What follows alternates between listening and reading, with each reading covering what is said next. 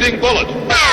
If you only knew the power of the dark side. More powerful than a locomotive. Hulk! Smash! Able to leap tall buildings at a single bound.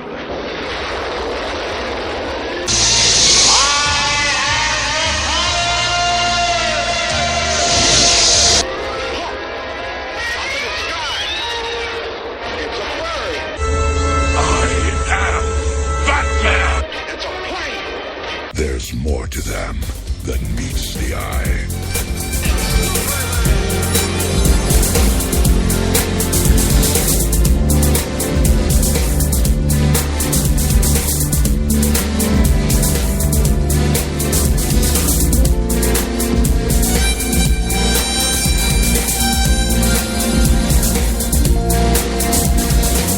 I know something's very wrong. The pulse returns, the prodigal sons, with blackouts, hearts, with flowered news, with skull designs upon my shoes. I can't give everything. I can't give everything.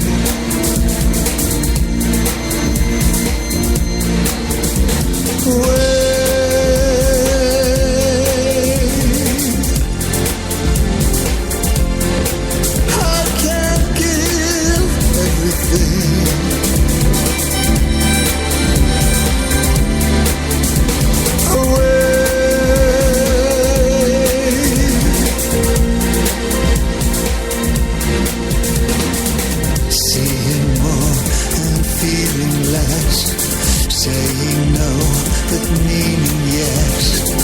This is all I ever meant. That's the message that I sent. I can't give everything. I can't give everything.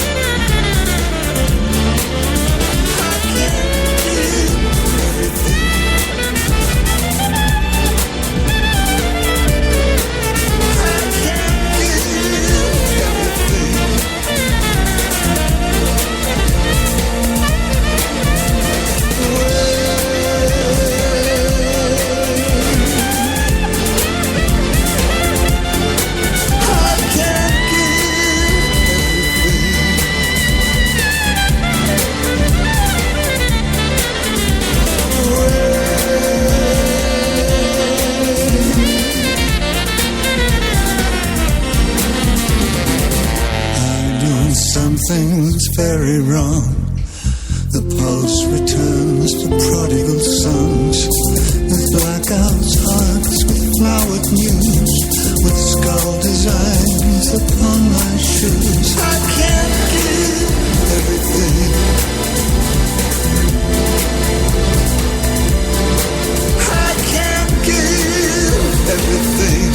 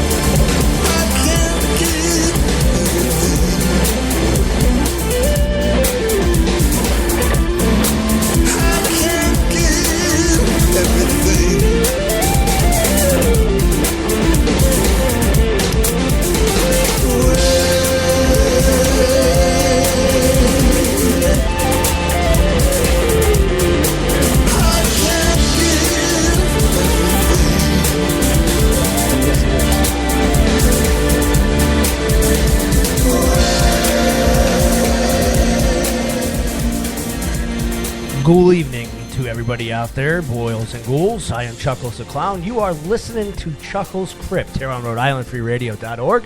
And across from me, as always, George Garner. Good evening. And Nurse Misery. Now, we start things off on a sad note. A happy but a sad note. That was one of David Bowie's newer songs that, well, it was on the latest CD. A CD of only 7 songs. And yes, that is a huge, and we're going to take a lot of time on today's Chuckles Crypt. We're going to talk about a lot of stuff, but primarily about the passing of David Bowie. I mean, that is a huge, one of the biggest hits in rock and roll that I can remember as growing up as a child, besides losing, of course, John Lennon in the 80s and everything. A legend, all-in-out good rocker. Produced one of the best movies with Jim Henson out there, and no one knew he was sick. No one knew he had cancer. He didn't tell anybody till it happened, and he still went out, going out the rock and roll lifestyle.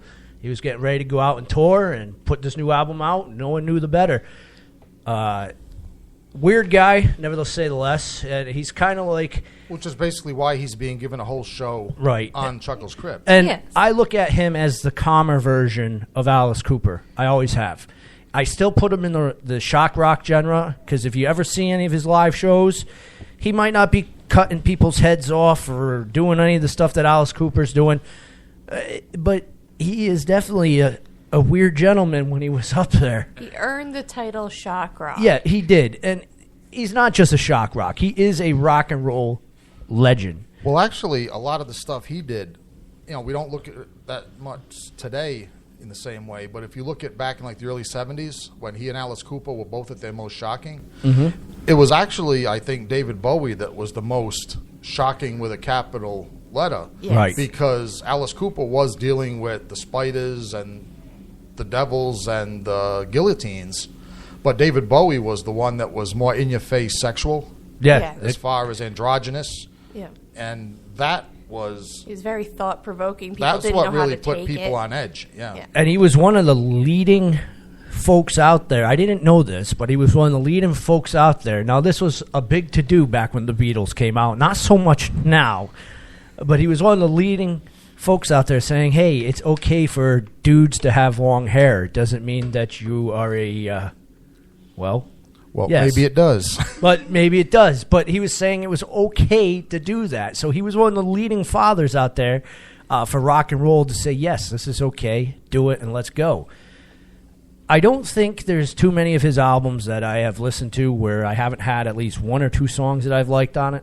I mean, I am a huge David Bowie fan, but there are some that even Nurse Misery will tell you they just didn't hit the mark. I mean, some of the songs, you listen to them and you go, well, that one wasn't that great. Well, that's because, in a way, it's to his credit because he didn't stick himself into one, at least music-wise, he didn't stick himself into one category. He didn't narrow his musical approach. Right. In the 80s, arguably, one of David Bowie's biggest times.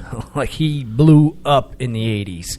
And you have to give credit to where credit is due.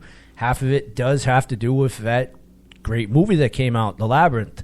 Well, it brought a whole different fan bases to him. Everybody already knew his name, but now they knew him for a different reason. He can actually act on top of sing. Then he became the heartthrob. And what a creepy Goblin King. And I never understood how you guys thought that he was attractive. I mean, looking like that. I mean, I know this is coming from a clown, and I'll get to the clown part a little later on. He wears less makeup in that movie than you do, so... Really? Because he looks like he's spotting more makeup in that movie than Madonna is just on one of her... all the Aquanet to keep the hair up.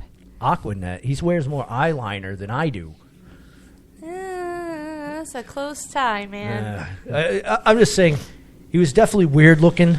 And it's sad to say, but you'll say that movie, and there's kids today that'll say they've never seen it. And I think that's odd. Like, a classic like that, and the kids will come up. Because, remember a while back ago, we were doing a Chuckles and Laughs event where we were doing a movie night, and we were showing The Labyrinth. And probably about 20 of the people had never seen it. inside there. And I looked at the age group, and they ranged anywhere from 18 to 24 at the time. I'm like, you've never seen this movie?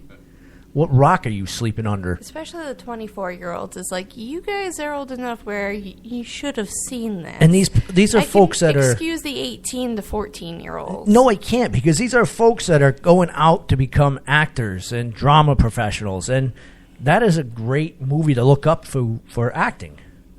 And it's usually one of the movies that if you're in that club, it's one of the favorites. So tonight we're going to be playing mostly David Bowie, all David Bowie. We were going to do a little tribute to Lemmy, but I think we'll wait for February. Because he needs his own. He needs his own. You don't want to jam him together. You don't want to mix that together. Now, there is a good side to rock and roll. There's a couple good sides besides this depressing. And Chuckles Crypt is everything pop culture. So you're sitting there saying, why are you talking about rock and roll? Well, if you're a comic nerd like myself, you're into rock and roll, and it is pop culture. Great news out there for all you fans of GNR. And if you know what I'm talking about right here, you're already starting to get excited listening to this. They're coming back. And I'm not saying just Axl. Axl and Slash, I don't know if they've gotten into a fist fight and settled everything, or they've both decided, hey, we need the money, because Guns N' Roses is finally going on tour together. Now, I've been waiting for this since the last time when I wasn't allowed to go see them live, and hopefully nothing stands in my way this time. I don't care how horrible you guys are going to say Axl is and how out of shape he is.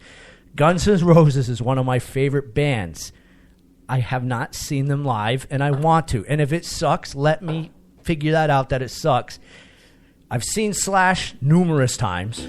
Excellent performer. Out of the two of them, Slash is the one that's really has gone the furthest out of them. But I'm really looking forward to this. The other news, one of my good friends there that I call the Mullet Man is going to be all excited. This is the first time in years David Lee Roth is back in the studios with Van Halen putting on a new album. Okay, and he's not fat anymore with no hair? Yeah, he probably is, but they are putting together a new album. Now, how does that work too, George? Because that's another situation. All right, Chuckles, all right, stop right here. They hate each other.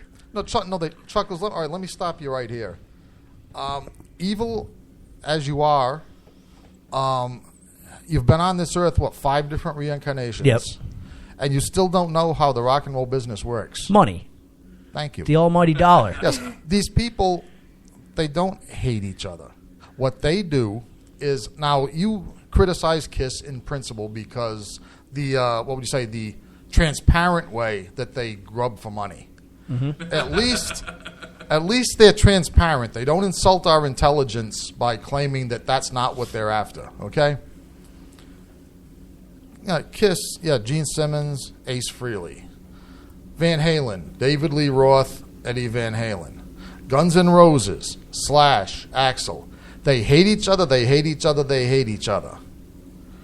Look, and just for future reference, anyone out there whose favorite band is broken up claiming they hate each other, let 10 years go by, let nostalgia, and this is a big factor of it, by the way, right? It's hand in glove with the money, okay? Oh, yeah. Nostalgia has to do its work.